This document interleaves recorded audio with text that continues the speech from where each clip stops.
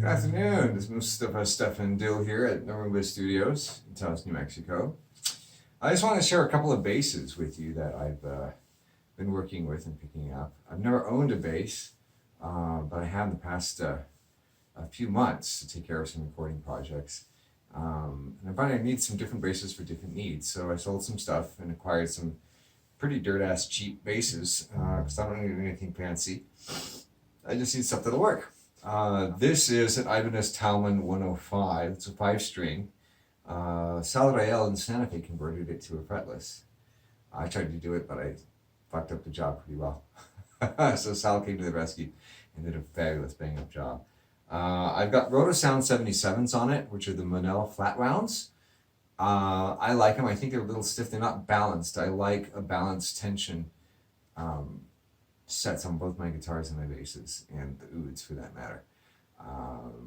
This one is not at all, but I like the sound and I like the feel of it. The nice thing about this Talman is it's got a huge range of surprisingly versatile range of tones. You have treble boost or cut, bass boost or cut, and then here you have overall volume and then a pickup balancer. And I've just been experimenting with it, and you get like a huge range of tones. I won't spend time showing that now. I just dialed in something kind of acceptable for the demo, I think, at least for the room sound. Hopefully it picks up well on the camera. But I love the singing quality of fretless, how you can really make these beautiful singing melodies from it.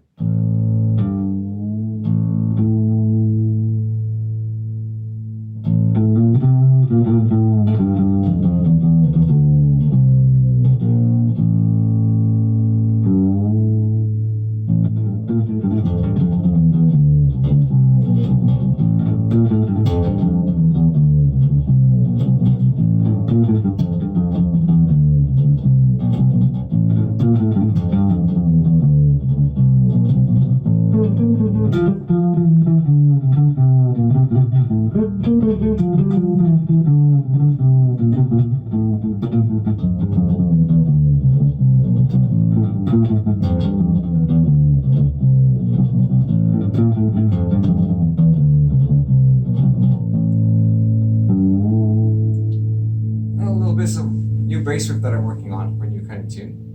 We'll see where that develops, but it just, you can hear those nice slides you can get, right?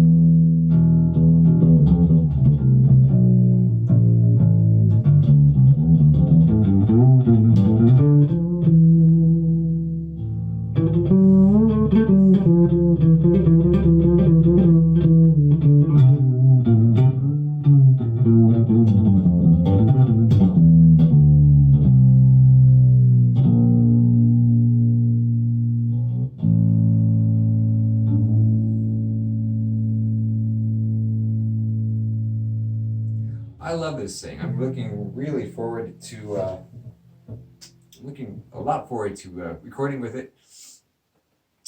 It's got a nice like singing quality to it. So this is the super cheap bass. I got this for way less than the cost of a nice dinner for two in Taos, New Mexico. This thing was way, way less than even that.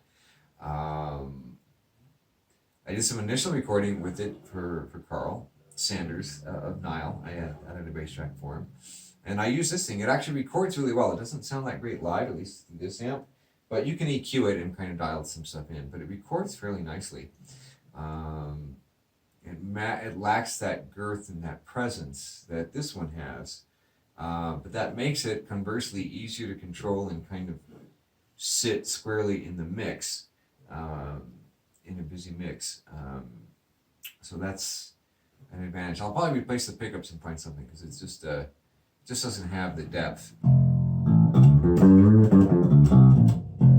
On the other hand, it's got that sort of nasty, mid-rangey, growly, dirty, funky sound. You know, any instrument is a good instrument. You can always make music with something and just play to its strengths, I believe. Now this one I got tuned a little differently. I had the low strings to C and F, primarily for two reasons. I'm recording some theater stuff that has a lot of C minor, F minor, so I wanted to have those root notes in open strings so that I can work against that and do chord tones up on top. And also a lot of the oud material in the Eastern stuff works with C, F, A tuning, you know, on the lower strings. So having a C and F on the bottom too, and that might help if I need to add some bass on some of those keys. But we'll see how that goes. At least for now, for the theater stuff, I'm keeping it this way. That enables me to do something like this.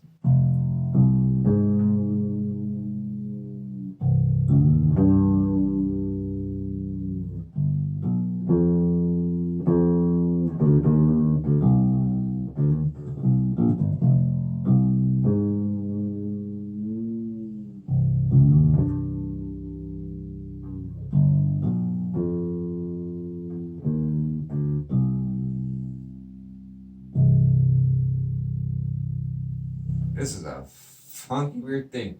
Here's that riff that I was doing earlier on the Ibanez. Here's what it sounds like on this one.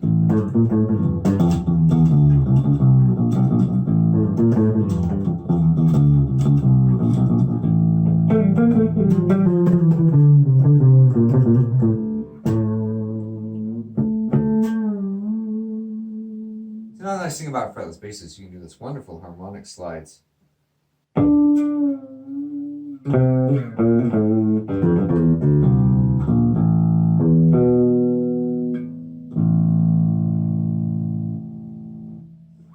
So anyway, this is constantly a work in progress. We'll see what ends up becoming of it. Lastly, I want to share this one with you, which is no name, unbranded partscaster precision bass knockoff. Somebody kind of put it together. So it's definitely a partscaster, obtained for less than the cost of the dinner for one in Taos, New Mexico. Now I do prefer the fretless because you have that singing quality. I can get the quarter tones I need for the Middle Eastern music. But sometimes you just want something old school, precise, punchy, accurate, rather than sliding all around on the fretless. So sometimes it's nice to have that in the arsenal. It's got that funky kind of old sound.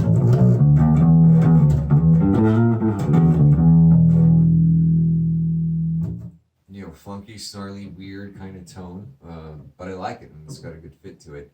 This thing does record well. I've already done some tracking with it and it records nicely. It sits well in the mix. Also, keep in mind today that I have not adjusted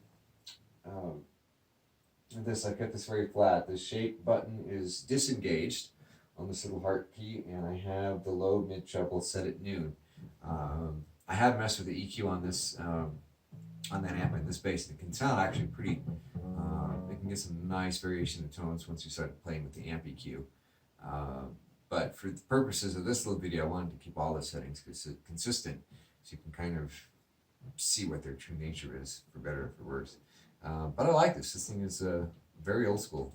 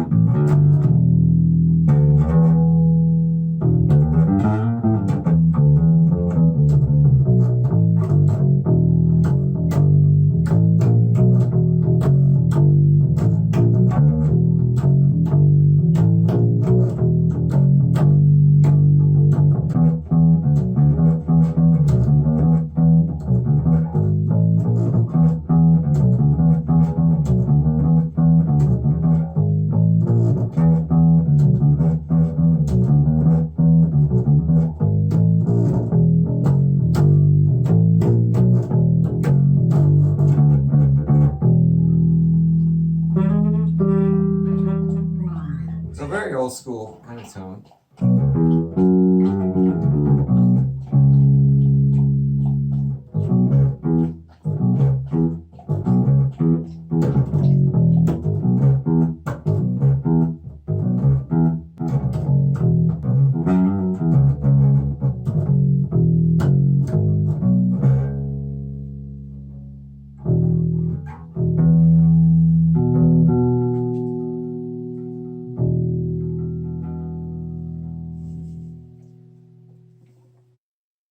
Anyway, that is some of the basses here in the November studios. All of these will be appearing on various upcoming releases. The music from Happy Song Plays Last is coming out at the end of the year, and at the top of the year I'm going to have a 4-song EP of some of the solo electric demos that I've done. Previous versions and early mixes have been up on YouTube, and they've been already, but we're going to flesh those out. And I have some brand new material that I'm recording as well and writing, and the solo oud CD is coming out, and I might do some light bass accompaniment on that as well. So all of these will be, you'll get to hear all of these put through their paces in short order. Thanks for listening, thanks for watching, keep in touch and stay tuned. Thank you.